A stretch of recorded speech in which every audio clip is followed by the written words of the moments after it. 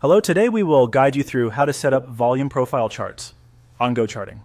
To begin, open GoCharting and head to the Trading Hub. This is the main starting point where you can access the charting workspace and tools you'll need.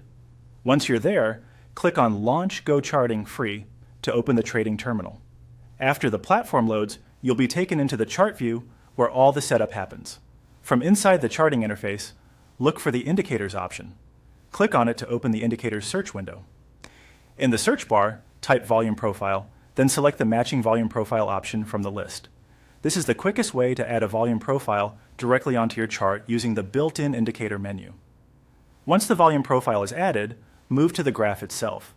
If you want to customize how it looks or behaves, right-click on the chart and choose Edit Settings. This allows you to modify the tool however you want.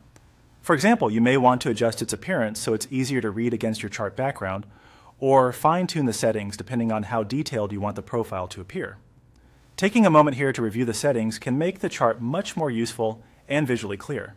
There's also another way to add a volume profile if you prefer using drawing tools instead of the indicator search.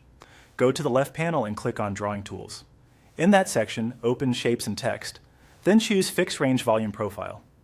This version is especially helpful when you want to measure volume across a specific move or selected portion of the chart rather than applying a broader indicator automatically.